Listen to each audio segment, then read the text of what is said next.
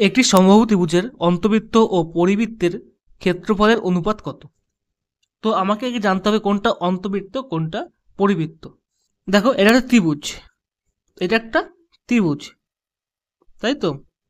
এই ত্রিভুজটার ভেতরে যে বৃত্তটা আছে এটাকে বলা হচ্ছে অন্তবৃত্ত। অন্তবৃত্ত। আর যেটা বাইরে রয়েছে এটাকে বলে পরিবৃত্ত।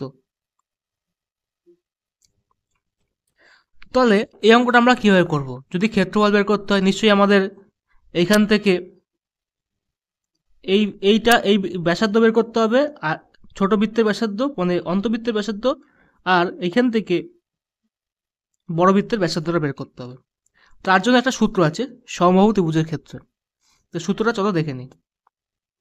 সমবাহু ত্রিভুজের অন্তবৃত্ত আর পরিবৃত্তের ব্যাসার্ধ বের করার সূত্র হচ্ছে, যদি আমরা অন্তবৃত্ত বের করি, অন্তবৃত্ত এর ব্যাসার্ধ হচ্ছে a/2√3। এটা কি?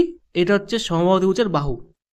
এ হচ্ছে বাহু, বাহু/2√3। তাহলে পরিবৃত্তের ব্যাসার্ধ কি? পরিবৃত্ত এর ব্যাসার্ধ হচ্ছে a/√3। এটা হচ্ছে পরিবৃত্তের ব্যাসার্ধ। তাহলে আমাকে ক্ষেত্রফলের অনুপাত বের করতে হবে। তাহলে ক্ষেত্রফল বের করার সূত্র কি? আমরা জানি ক্ষেত্রফল, বৃত্তের ক্ষেত্রফল কি আছে? πr²। তাহলে এই সূত্রটা আমরা এখন বসিয়ে দেবো। আর এর মান, এটা হচ্ছে ধরো অন্তবৃত্ত যদি ছোট আর ধরি, পরিবৃত্ত যদি বড় আর ধরি, এই আর এর মান বের করতে হবে আমাকে। আর এর মান আমরা পেয়ে গেছি। তাহলে এখানে এই সূত্রটা বসিয়ে দিলেই আমাদের অঙ্কটা হয়ে যাবে। তাহলে দেখো, ক্ষেত্রফল অন্তবৃত্ত ইস্টু পরিবৃত্ত। তাহলে ক্ষেত্রফলের সূত্র হচ্ছে πr²। আর এইটার ক্ষেত্রফল সূত্র, এটাও ক্ষেত্রফল সূত্র তাই, πr²। এবার আর এর মানটা আমরা বসাবো। আর এর মান আমরা কি পেয়েছিলাম অন্তবৃত্তর ক্ষেত্রে? আর এর মান পেয়েছিলাম অন্তবৃত্তর ক্ষেত্রে a/√3। তাহলে পাই ইন্টু a/2√3 তার হোল স্কোয়ার। আর পরিবৃত্তের ক্ষেত্রে কি পেয়েছিলাম?